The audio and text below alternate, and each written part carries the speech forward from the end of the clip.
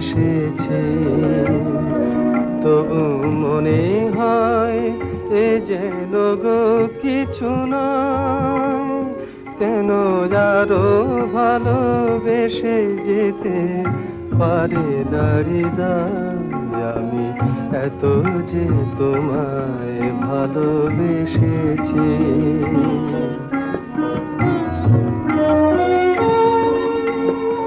তোমার কাজল চোখে যে গভীর ছায়া কেঁপে ওঠে ওই তোমার আধারে ওগো যে হাসির মধু মায়া ফোটে ওই তারা এই অভিমান বোঝে না আমার।